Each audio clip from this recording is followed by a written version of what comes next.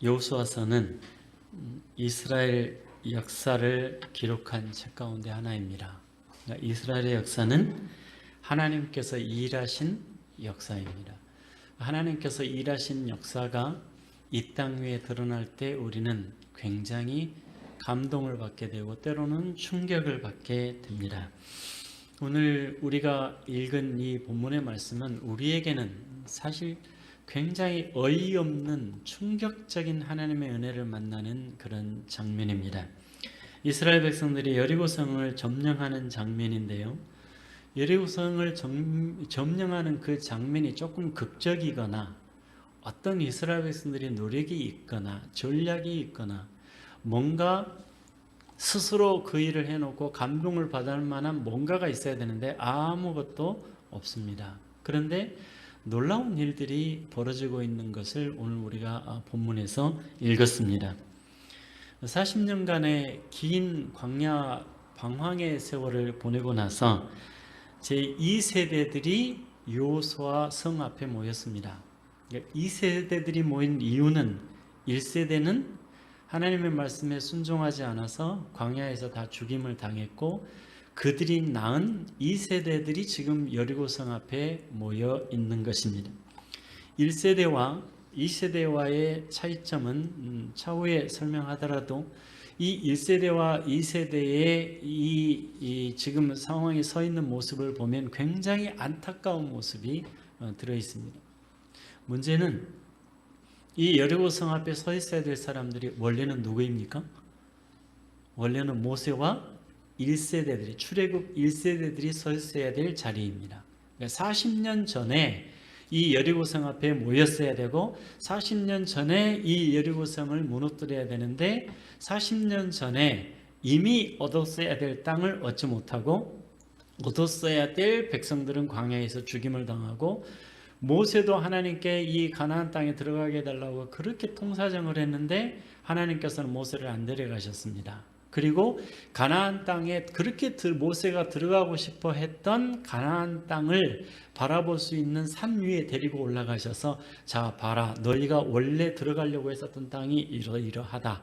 여기 가나안 땅이 보이느냐? 그러면서 그 가나안 땅을 쭉 보여주신 다음에 하나님께서 모세를 데리고 가버리셨어요. 천국으로. 모세는 들어갈 수가 없었던 거죠. 우리가 생각할 때는 여러분 여호수아가 더 위대한 지도자입니까? 모세가 더 위대한 지도자입니까? 모세가 더 위대한 지도자죠. 모세가 여호수아보다 훨씬 더 하나님 앞에 헌신된 사람이었고 위대한 지도자였고 하나님께서 특별히 놀라운 능력을 여호수아보다 더 많이 행하게 해주셔서 모세를 그야말로 80세 돼서 광야에서 목동으로 죽어갈 사람을 위대한 우리가 알고 있는 모세로 하나님이 만드셨던 겁니다. 모세가 훨씬 위대한 지도자인데 모세가 못 들어가요. 그 이유가 뭘까라고 하는 것에서 우리는 깊이 생각을 해봐야만 합니다. 1세대가 못 들어간 것은 1세대가 광야에서 다 죽임을 당한 것은 이유가 있죠. 그들은 하나님의 말씀을 거부했죠. 들어가라고 하니까 들어가다가는 우리 다 죽는다 그랬죠. 그 땅이 얼마나 아름다운 땅인지 하나님께서 다 보여주셨는데 실제로 볼 때까지는 너무 좋았어요. 얼마나 좋았겠습니까? 그 땅이. 포도가 얼마나 크다 그랬어요? 그 땅에서 나는 포도가 얼마나 크냐 하면 두 사람이 막대기로 이렇게 포도 한 송이를 양쪽으로 확 끼워가지고 두 사람이 앞과 뒤에서 어깨에다 메고 가야 될 만큼 포도가 컸다 그랬어요. 저는 이 말씀에 사실은 실감이 잘 안 났었어요. 얼마나 과연 가나안 땅에서 나는 포도가 크면 얼마나 크길래 두 사람이 막대기를 끼워서 앞뒤에서 매야 되는가. 실감이 잘 안 났지만 하나님의 말씀이잖아요. 믿었죠. 그렇게 컸나 보다 이렇게. 중국에 가서 보니까 실감이 나더라고요. 중국에 가서 보니까 시장에 가서 호박을 사러 사람들이 갔는데 호박을 팔 수도 없고 가져갈 수도 없어요. 너무 커서. 호박이 강대성만한 호박이 놓여 있어요. 이거를 사람이 들고 갈 수가 없잖아요. 그래서 이 호박을 어떻게 파느냐면 거기서 이만큼씩 조각을 잘라가지고 근을 떠가지고 이건 몇 근입니다 해갖고 호박을 팔아요. 그 정도로 커요. 가서 보니까 포도도 크고요. 중국에 가니까 고추가 또 얼마나 큰지, 한국의 고추는 보통 한 이 정도 되잖아요. 커도 이 정도 되는데 중국에 가니까 이 고추가 얼마나 큰지요. 그냥 이렇게 딱 씹으면 속이 텅 비어 있을 만큼 엄청나게 커요. 하나님께서 가나안 땅에서 나게 하신 모든 생물들이 이 정도로 컸구나라고 하는 사실을 중국 땅에 가서 실감을 했습니다. 그런데 그렇게 좋은 땅을 하나님께서 모세에게 보여만 주시고, 모세가 저도 들어가고 싶습니다, 허락해 주세요라고 간청을 하는데 하나님께서 허락을 안 하시고 그 자리에서 천국으로 데려가 버리셨어요. 이유가 뭐였을까 하는 것입니다. 그토록 출애굽을 시켰고 이스라엘 백성들을 데리고 광야를 헤매면서 40년이나 고생을 했는데 40년 동안이나 고생한 그 보람도 없이 가나안 땅에 발도 못 디뎌보고 죽었다라고 하는 사실입니다. 먼저 모세가 그렇게 들어갈 수 없었던 원인을 살펴보기 전에 이스라엘 백성들이 여리고성을 점령할 때 했던 일이 무엇입니까? 오늘 이 6장에 보면 하나님께서 이렇게 말씀하시죠. 여리고성을 점령을 해야 되는데 이 여리고성은 가나안 땅을 점령하는데 가장 중요한 성입니다. 이 여리고성을 점령하면 그 다음부터 가나안 땅에 입성이 가능해서 가나안 성 하나하나를 다 무너뜨릴 수가 있는데 여리고성을 무너뜨리지 못한다면 가나안 땅에 한 발도 들어놓을 수가 없어요. 굉장히 중요한 성이고 또 이 여리고성이 무너지면 가나안 백성들이 두려워서 무너지는 그런 성이에요. 이 가나안 땅에는 그 당시에 왕들만 30명이 있었습니다. 그러니까 부족들이 7부족으로 나눠져 있는데 그 부족들이 각각 이렇게 왕 노릇을 하면서 이렇게 전부 다 분립해 가지고 가나안 땅을 전체 차지하고 있었는데 그 차지한 땅 전체에 왕이 30명이었다라고 하는 말은 나라가 30개의 나라였다라는 얘기 아닙니까? 그러면 그 나라들과 전부 싸워야 되는데 이스라엘 백성들에게 군사 훈련이 있었습니까? 아니면 특출난 무기가 있었습니까? 아무것도 없었어요. 근데 하나님께서 이스라엘 백성들에게 이 여리고성을 무너뜨려 주시기 위해서 하나님께서 이스라엘 백성들에게 요구하신 것이 있는데, 첫 번째, 이스라엘 백성들이 이 여리고성을 돌라라고 말씀하시면서 맨 앞에 누가 서게 하셨는가 하니까 무기를 든 군사가 몇 명이 맨 앞에 서게 하고 그 다음에 7명의 제사장이 양각 나팔을 불면서 그 뒤를 따르게 하고 그 다음에 여호와의 법궤가 따르게 하고 그 뒤에 이스라엘 백성들이 따릅니다. 그러면서 하나님이 요구하신 것은 굉장히 간단해요. 하루에 한 번씩 여리고성을 한 바퀴 돌아라 그랬어요. 대략 추정을 해보면 고고학자들이 발굴한 내용을 가지고 추정을 해보면 한 바퀴를 도는데 대략 1시간 반 정도 걸렸을 것으로 추정이 됩니다. 그러면 하루에 그렇게 한 바퀴를 돌아요. 아무것도 하지 않습니다. 양각 나팔을 불면서 그냥 이렇게 도는 거예요. 두 번째 날도 그렇고 여섯째 날까지 그렇게 돕니다. 마지막 날은 하나님께서 7바퀴를 돌라 말씀하셔요. 똑같이 7바퀴를 돌면 대략 몇 시간 정도 걸리는 거 하니까 10시간 반 정도 걸립니다. 그 정도 걸리는 시간 동안 도는 것과 그 다음에 돌기를 마침과 동시에 제사장들이 양각 나팔을 부는 순간에 그 양각 나팔을 부는 소리를 듣는 순간에 이스라엘 백성들 보고 모두가 소리를 질러라 그랬어요.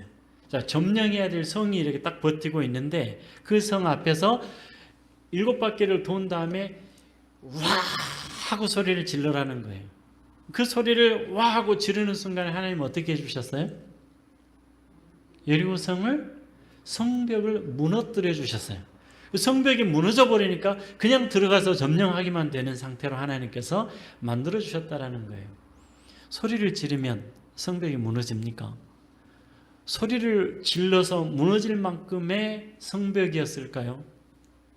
그 당시 이 여리고성을 현대 고고학자들이 발굴해서 성터를 발굴을 해서 연구를 해놓은 결과는 인간의 손으로 그 당시에 가진 인간의 무기나 인간의 손으로 무너뜨릴 수 없는 성이었다 이렇게 말하고 있습니다. 그래서 가나안 땅의 관문이었고 그 성을 무너뜨리지 못하면 가나안 땅 점령은 불가능했던 성이었던 겁니다.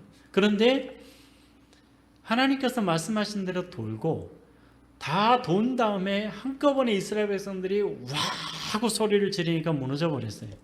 여러분 허망하지 않습니까? 너무 허망하게 무너져 버린 성이 아닙니까? 그러니까 말이 안 되는 상황으로 하나님께서 이스라엘 백성들에게 여리고 성을 점령하게 하신 것입니다. 그러면 하나님께서 이렇게 승리하게 하신 핵심 쟁점이 뭔가 하는 거예요. 너무도 허망하게 이어버리는, 너무도 허망하게 무너져버리는 성 앞에서 하나님께서 이스라엘 백성들에게 이 승리의 핵심이 무엇인가라고 하는 것을 말씀을 이 백성들에게 깨우쳐 주고자 하셨던 것이 가장 중요한 핵심이라 이렇게 말할 수 있습니다. 이스라엘 백성들 역시 충격적인 현실을 맞이했을 것입니다. 왜냐하면 이 이스라엘 백성들에게 하나님께서 같은 명령을 내렸는데 지금 이 여리고성이 무너져서 안에 들어가서 점령하는 사람들의 아버지들, 1세대죠. 출애굽 1세대들이죠. 이렇게 쉬울 줄 알았다면 왜 우리 아버지들이 안 들어왔을까 이겁니다. 2세대들에게는 엄청난 충격이었을 것입니다.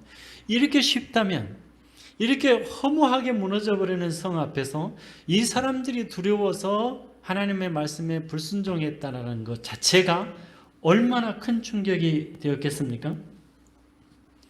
우리는 이 여리고성이라고 하는 동일한 사명을 우리가 앞에 받아놓고 있습니다. 가나안 땅을 점령하라고 하시는 하나님의 메시지는 그곳에 하나님을 믿지 않고 죄악 가운데 살고 있는 모든 백성들을 무너뜨리고 하나님의 나라를 세워라, 즉 구약교회를 세워라 라고 말씀하신 것이었습니다. 오늘 우리들에게도 하나님은 동일하게 복음의 명령을 주셨고 세상을 허물어내고 거기에 하나님의 나라를 세우라는 명령을 받았습니다. 가진 교회가 이 화순에 세워질 때는 우리는 두 가지를 생각을 했습니다. 하나는 믿지 않는 사람들을 복음화시켜서 하나님 나라를 세우는 것이 당연한 것이죠. 모든 교회가 세워질 때 첫 번째 사명입니다. 그런데 우리는 또 하나의 사명을 가지고 있었어요. 그것은 많은 사람들이 요구하기를 이 화순 지역이 영적으로 너무너무 힘들어서 하나님께서 정말로 바른 교회를 하나 세워주십시오라는 것입니다. 그것은 이 화순 지역의 신앙생활을 하고 있는 모든 사람들의 모습이 하나님께서 원하시지 않는 모습이어서 정말 하나님께서 원하시는 모습으로의 교회를 하나 세워주세요. 이런 부탁이 제게 계속해서 들어왔던 것입니다. 우리는 이 두 가지 목표를 가지고 가진 교회가 세워진 것을 인정합니다. 그렇다면 우리 앞에 여전히 우리 앞에도 여리고성이 놓여 있죠. 우리가 정복해야 될 화순읍성이 놓여 있습니다. 화순읍성을 복음화시켜야 되는데 첫 번째는 믿지 않는 사람들에게 복음을 전해야 되는 사명, 또 하나는 믿는데 그야말로 영적으로 헤매이고 아우성치고 그야말로 험한 모습으로의 신앙생활하고 있는 사람들을 정말로 주님 앞으로 인도해야 되는 매우 중요한 사명이 우리 앞에 놓여져 있는 것입니다. 이 두 가지 사명이 우리 앞에 놓여 있는 여리고성 정복과 같은 모습으로 놓여져 있습니다. 그렇다면 어떻게 해야, 어떻게 감당을 해야 이 여리고성을 정복할 수 있을까요? 저는 이 문제를 놓고 하나님 앞에 기도하면서 이 여리고성 정복 과정에 하나님께서 이미 우리에게 답을 다 주셨다라고 하는 것을 발견하게 됐습니다. 하나님은 이미 1세대들에게도 답을 주셨고 2세대들에게도 답을 주셨습니다. 그리고 지금 우리 가진 교회에도 역시 동일한 답을 주셨습니다. 그 답이 뭐냐 하니까 첫 번째, 이스라엘 백성들에게 새로운 지도자가 있어야 가능하다라고 하는 사실입니다. 왜냐하면 이 여리고성 정복은 모세에게 주셨던 사명 아니었습니까? 모세에게 주셨던 사명인데 그 사명이 이루어지지 않았죠. 그러니까 원래 모세를 지도자로 세워주셨는데 모세를 통해서 이루어지지 않는 사명이었고 가나안 땅 정복도 여리고성 점령도 불가능한 상황이었다라고 하는 것입니다. 그런데 하나님께서 모세 대신에 그렇게 모세가 나도 저 땅에 들어가게 해달라고 하나님 앞에 간청을 하는데도 불구하고 하나님께서 모세를 천국으로 데려가 버리시고 그리고 나서 여호수아를 세워놓고 자 이제 모세가 죽었으니 여호수아야 일어나라. 자 이제 모세에게 말했던 것처럼 너에게 말하노니 모세에게 주었던 땅을 너에게 주노니 모세에게 약속했던 것처럼 내가 너와 함께 하리라. 하나님께서 계속해서 비교해서 말씀하시지 않습니까? 그 이유가 뭐냐면 모세에게 줬는데 이 땅에 안 들어갔다. 모세에게 줬는데 점령하지 못했다. 모세에게 내가 함께 했는데 모세는 그 일을 이루어내지 못했다라는 거예요. 그래서 이 두 가지를 계속해서 비교하시면서 모세를 천국에 데려가 버리시고 새로운 지도자 여호수아를 세워서 1세대들의 실패를 교훈 삼아서 2세대들을 교육하시고 2세대들만 데리고 가나안 땅에 들어가셔서 여리고성을 정복했다라고 하는 사실입니다.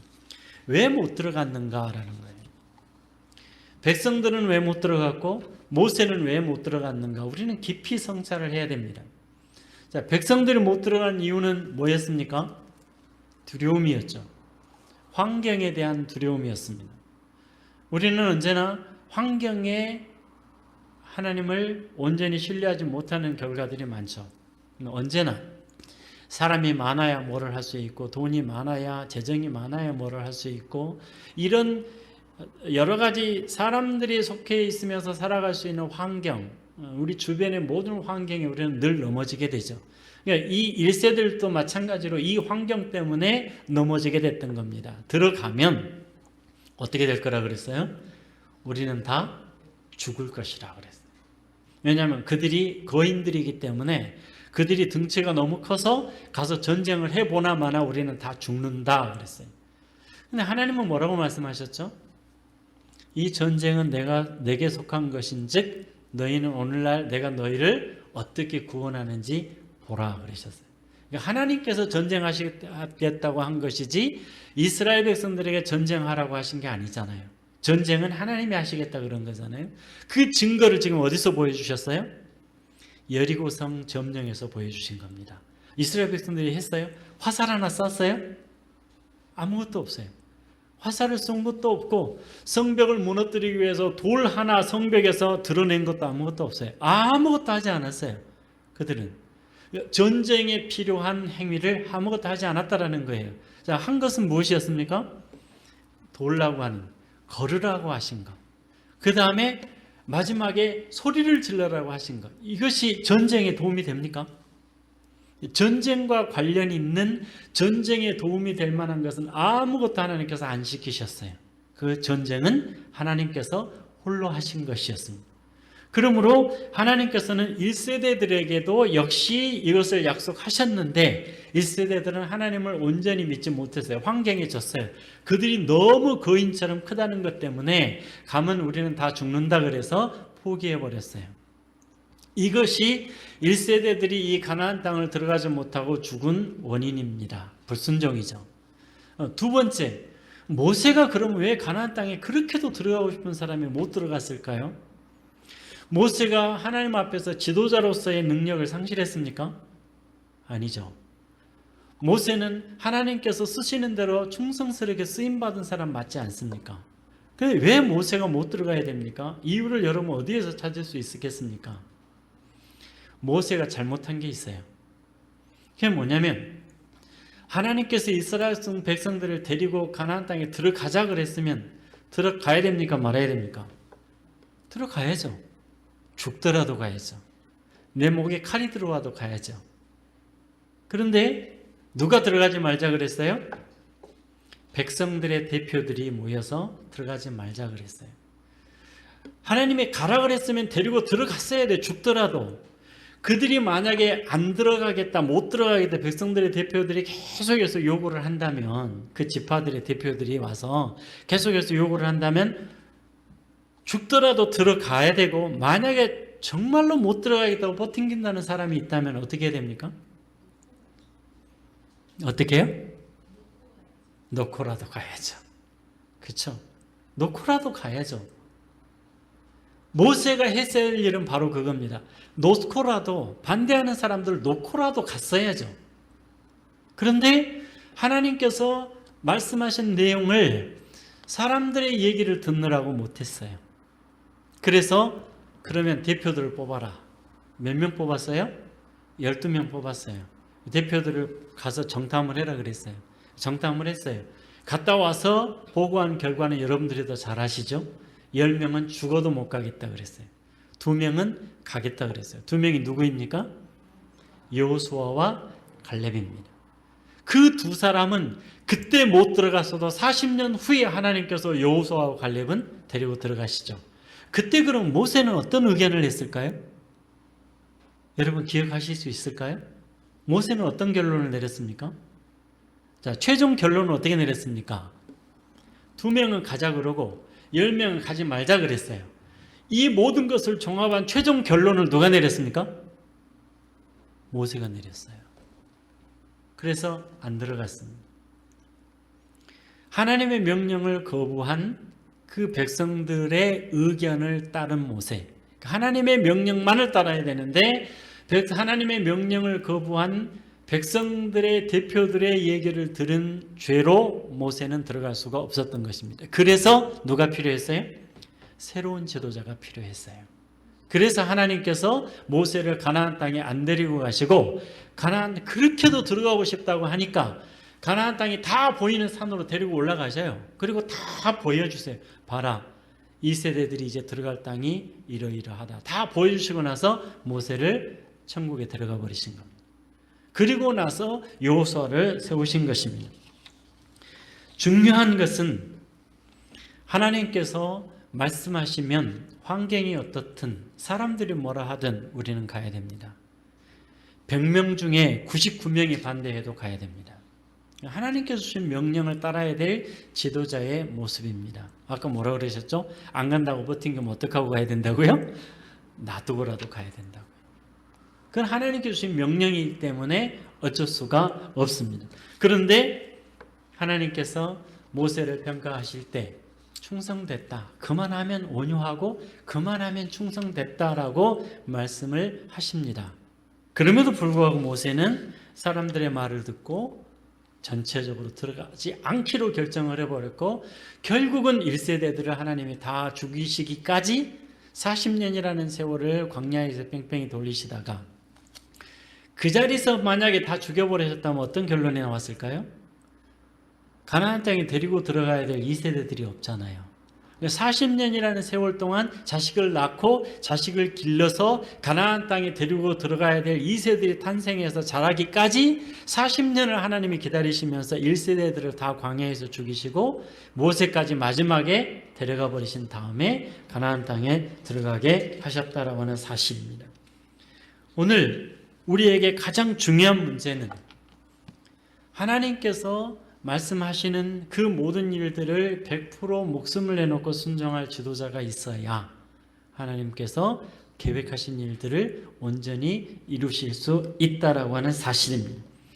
두 번째 원인은 여리고 성이 이렇게 무너질 수 있었던 두 번째 원인이 뭐냐 하면 바로 여리고 성을 정복하는 데 있어서 하나님의 방법대로 실행했다라고 하는 사실입니다. 그러니까 자신들이 만약에 여리고성을 점령하기 위해서 뭔가 전략을 세우라 그랬다면 여러분 어떻게 했을 것 같습니까? 여러분이 여리고성을 점령하려면 뭘 준비해야 됩니까? 무기를 준비해야 되겠죠. 화살을 준비하든가 또는 돌로 쌓은 성벽이기 때문에 그 돌을 무너뜨릴 수 있도록 투석기를 만들어야 되겠죠. 그래서 투석기를 만들어서 돌을 다 모아가지고 투석기 위에다가 돌을 올려서 그 성벽에다 때려서 성벽을 깨가지고 무너뜨려야 되는 거예요. 그걸 준비했겠죠. 사람들에게 준비하라 그랬다면. 그런데 이 여리고 성이 무너지게 된 두 번째 중요한 원인은 바로 사람들의 방법이 아니고 오직 하나님의 방법대로 하나님께서 제시하셨고 그 방법대로 이스라엘 백성들이 100% 순종을 했다라고 하는 사실입니다. 한번 여쭤보십시다. 여러분들에게 여리고성을 점령해야 되는데 하나님께서 여러분에게 돌아라 그러세요. 성을 돌아라 그러시고 하나님께서 여러분들에게 와 소리를 지르라 그러세요. 그럼 내가 성벽을 무너뜨려 주겠다. 뭐라 그러실랍니까 여러분? 하나님한테? 권혜명 장로님 뭐라고 말씀하실 것 같아요? 그러면 솔직하게 모든 사람들이 대부분 그럴 거 아닙니까? 그것 갖고 되겠습니까? 그러지 않겠습니까? 그것 갖고 되겠습니까? 한번 생각해 보세요. 성을 점령을 해야 돼요. 무너뜨려야 돼요. 그런데 하나님께서 돌라 그러시고 총 몇 바퀴 돌라 그러셨어요? 13바퀴죠. 매일 한 바퀴씩 6째 날까지 6번이죠. 6번 도는 거죠. 하루에 한 번씩 돌면 6일 돌았으니까 마지막 날 몇 번이요? 7번이요. 그럼 총 13바퀴죠. 13바퀴 돌고 13바퀴 다 돈 다음에 와 소리를 질러라 그러셨어요. 하나님이. 여러분 같으면 어떠시겠어요? 아마 웃어버릴 겁니다. 그런 얘기를 들으면. 오늘 우리에게 중요한 것은 방법이 좋으냐 아니냐가 문제가 아니에요. 그 방법이 쓸만하냐 아니냐가 중요하지 않아요. 하나님이 제시하시면 아멘하고 순종하는 일이 우리에게 중요한 것입니다. 우리는 언제나 내 생각이 나와요. 내 생각이 나오고 어떤 일을 하자 그래도 모든 사람들이 내 생각을 주장을 해요. 내 생각을 말하기 시작을 합니다. 만약에 제가 이 교회를 하는데 여러분의 한 사람 한 사람이 한 사람 생각대로 저한테 뭔가를 요구를 한다면 목회를 어떻게 할 수 있겠습니까? 불가능하죠. 중요한 문제는 하나님께서 사람을 준비하시고 그 한 사람을 준비하실 때는 굉장히 오랜 세월이 걸린다는 거예요. 모세를 준비하시는데 몇 년 걸렸어요? 하나님의 모세라고 하는 지도자를 준비하실 때 80년 걸렸어요.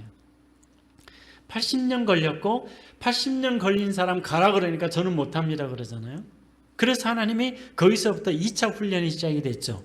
거기에다가 아론을 붙여주시고 하나님께서 또 계속해서 10가지 재앙을 하나하나 재앙을 내리시잖아요.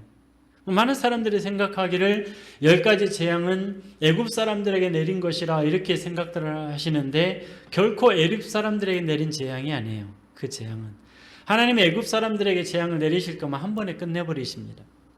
그런데 재앙을 하나 내렸다가 그 다음에 좀 더 높은 강도의 재앙을 내렸다가 그 다음에 좀 더 높은 강도의 재앙을 내렸다가 하나하나 올리시잖아요. 10번째로. 하나님의 목적은 모세와 이스라엘 백성들을 교육하시는 것이었습니다. 자 봐라 내가 어떤 하나님인지 봐라. 너희는 지금까지 신앙생활을 하지 않았기 때문에 하나님이 어떤 분인지를 모르는데 너희 하나님이 어떤 분인지를 봐라. 그러면서 하나님 앞에 이스라엘 백성들을 위해서 하나님께서 교육하시는 시간이 10가지 재앙을 내린 시간들이었어요. 모세는 80년이라는 세월 동안에 그 스스로 사람의 힘으로 되지 아니한다 라고 하는 걸 교육을 받았고, 두 번째는 하나님께서 어떻게 역사하시는지 하나님의 능력이 어떤 분이신지를 2차 교육을 받았어요. 그리고 출애굽에 썼어요. 여호수아는 그러면 얼마나 교육을 받았습니까? 자, 모세를 통해서 하나님이 어떻게 역사하시는지를 쭉 지켜보는 교육을 받았죠. 그 교육을 받은 다음에 광야에서 가나안 땅에 들어가라는 명령을 받았는데 사람들이 거부하고 다수의 의견을 따라서 모세가 안 들어가기로 결정을 하면서 그 사람들이 다 죽어나가는, 심지어 모세까지 다 죽어나가는 모든 현실을 온 눈으로 바라보면서 교육을 받지 않았습니까? 그런 교육을 받은 여호수아는 하나님께서 말도 안 되는 명령을 하는데 돌았어요. 말도 안 되는 명령을 했는데 와 하고 소리를 질렀어요. 뭐 때문에 이게 가능했습니까? 여호수아를 그렇게 오랜 세월 하나님께서 실전 교육을 하셨는데 모세까지 데려가시면서 하나님의 말씀에 순종하지 않았을 때의 결과가 무엇인지를 온 눈으로 보게 하셨던 겁니다. 그래서 여호수아가 하나님 앞에 준비된 지도자로 서서 하나님의 말씀에 순종할 수 있었던 것입니다. 그러므로 중요한 것은 하나님께서 지도자를 세우시고 훈련하시고 하나님께서 하나님의 말씀에 순종하지 않으면 모세를 데려가 버린 것처럼 데려가십니다. 지도자는 하나님께서 준비하시고 교육하시고 그를 쓰시고 그가 말을 듣지 아니할 때는 하나님께서 데려가시죠. 하나님의 소관이죠. 사람의 소관이 아닙니다. 그러므로 하나님께서 제시하시는 방법이 하나님께서 하나님의 세우신 지도자를 통해서 세우신 방법이 말이 안 되든 되든 하나님의 소관이지 않습니까? 그 하나님께서 말씀하시는 대로 순종했을 때 결국은 무너뜨려 주셨다라고 하는 사실입니다.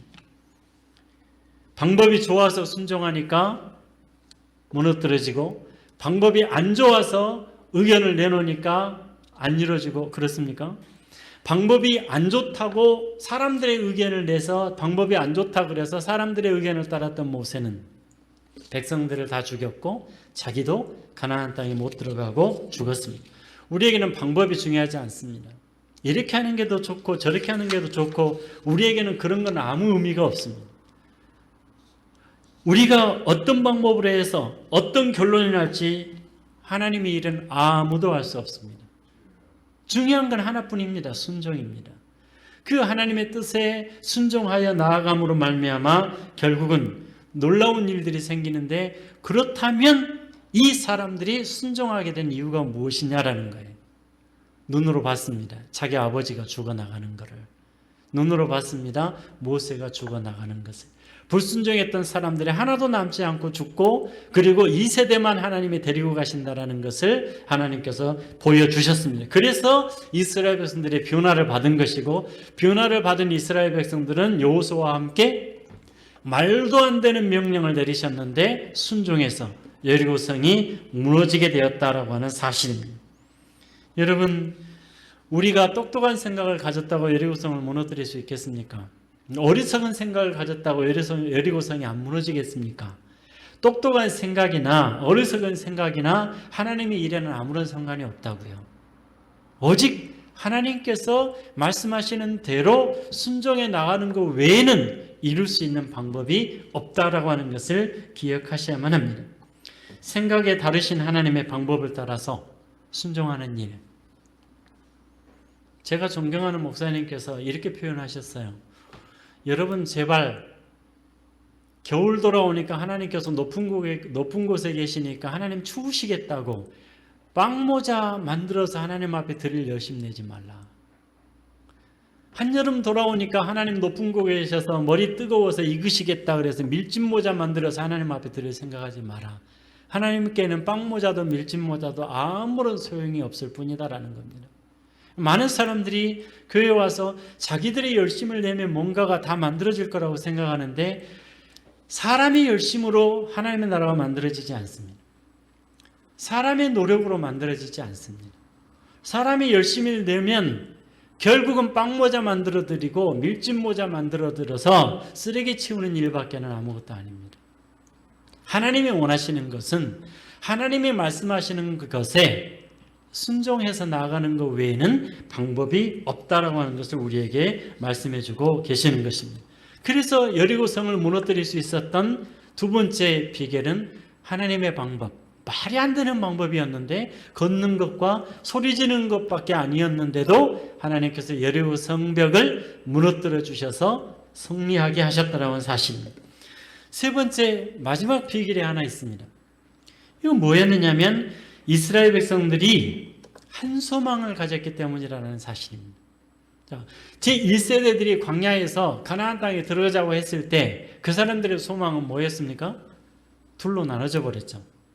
자, 이 80%가 아니죠. 10명 중에 12명 중에 10명이었으니까 80%가 넘죠. 그 정도 숫자는 소망이 뭐였어요? 안 들어가고 광야에 남는 거였죠. 자, 여호수아와 갈렙의 소망은 뭐였습니까? 들어가는 거였어요. 가면 그들은 우리의 밥이다. 여호와께서 함께 하시면 그들은 우리의 밥이다 그랬어요. 그러니까 그 두 사람은 들어가는 게 소망이었고 나머지는 안 들어가는 게 소망이에요. 소망이 갈려버렸어요. 그래서 들어갈 수가 없었던 겁니다. 그런데 여호수아를 세워놓으시고 하나님께서 가나안 땅에 데리고 들어가시는 순간에 이들의 소망은 단 하나였어요. 모두가 똑같았어요. 다른 소망을 가진 사람이 없었어요. 우리 가진 교회가 우리 앞에 놓여 있는 이 성읍을 점령을 하고 하나님이 우리에게 가정교회를 세워서 이루게 하신 목표를 이루기 위하여 정말로 하나님 앞에 그 일을 이루기를 소망을 한다면 우리에게 필요한 것은 한 가지 소망입니다. 딱 하나. 우리 모두가 같은 마음이어야 된다는 겁니다. 한 마음으로 하나님께서 이제부터 뭘 제시하시든지 하나님이 원하시는 대로 한 방향으로 함께 가는 겁니다. 마음이 다르면 자꾸 목표가 달라지고 이의를 제기하게 되고 앞에서 인도하는 사람도 의욕이 사라지게 되고 뒤에서 요청하는 대로 이루어지는 것도 불가능하게 되는 것입니다. 한 소망일 때, 한 마음일 때, 한 방향으로 갈 수 있는 것이고 하나님께서 그 일을 이루실 수가 있는 것입니다. 이 뉴욕에 가면 브루클린 터너버클이라고 하는 교회가 있습니다. 약 40년 전에 침발라라고 하는 목사님이 부임을 하셨는데 그때 교인이 20명이었어요. 근데 그 교인 20명이 전부 누구였느냐? 장녀라든가 성도착자라든가 노숙자라든가 전부 여러분 뉴욕의 여러 가지 문화를 여러분이 들어보시면 아실 겁니다. 얼마나 그런 사람들이 많은지. 그런 사람들만 20명이 모였어요. 그런데 이 침발라라고 하는 목사님이 목회를 시작하면서부터 이 사람들이 변화되기 시작을 했어요. 하나님께서 은혜를 주셨고 그 사람들에게 변화를 허락해 주셨습니다. 그 사람들이 변화되기 20명이 변화되기 시작을 했어요. 20명이 변화되기 시작을 하니까 그 변화된 모습이 세상에 보여지기 시작을 했어요. 변화된 모습이 이 교회 밖의 사람들에게 보여지기 시작한 겁니다. 교회 밖의 사람들에게 보여지기 시작하면서부터 사람들이 들어오기 시작을 했어요. 노숙자도 들어오고 성도착자도 들어오고 그리고 장녀들도 들어오기 시작을 했는데 이 사람들이 다 변화되기 시작을 했어요. 변화된 모습이 세상에 비춰지기 시작하면서 사람들이 모이기 시작을 했는데 그 교회가 지금 6,000명 정도가 모입니다. 20명의 그야말로 세상 사람들이 돌아보지 않는 사람들이 모이는 교회였는데 이유는 딱 하나였습니다. 변화였습니다. 우리가 여리고성을 점령하기 위해서 원인을 살펴봤지 않습니까? 1세대하고 2세대하고 차이가 뭡니까? 변화입니다. 순종의 길로 나아가는 삶의 변화가 있었습니다. 그래서 여리고성을 점령할 수 있었던 겁니다. 가지인 교회가 이 화순을 점령하기 위해서, 이 화순 성읍을 점령하기 위해서 필요한 게 뭡니까? 여러분들의 변화입니다. 여러분들이 이전에 신앙생활 하시던 모습 성도들이 다 봤죠. 화순 사람들이. 이제 여러분들이 가지인교회 다니더니 어떻게 변화되었는지 화순 사람들이 다 봐야 돼요. 그래야 모여요. 다른 데는 원인을 찾기가 어렵습니다. 가더니 똑같더라. 가더니 저쪽에 있을 때하고 똑같더라라는 소리를 들어요. 누가 오겠습니까? 딱 하나밖에 없어요. 변화된 모습이 사람들에게 보여질 때 가지인교회는 성장할 수 있습니다. 그리고 이 터너버클이라는 교회와 같이 우리를 하나님께서 쓰실 줄로 믿습니다. 우리 모두가 1세대들의 교훈을 얻어서 2세대가 변화됐던 것처럼 우리의 이전 신앙생활의 실패를 교훈 삼아서 우리가 하나님 앞에 변화되어서 순종하고 변화된 모습을 이 성읍의 사람들에게 보여줌으로 말미암아 성읍의 사람들이 따라와서 함께 변화되어 하나님의 나라가 이루어지는 아름다운 교회로 성장해 가시기를 주님의 이름으로 축원합니다. 기도하겠습니다.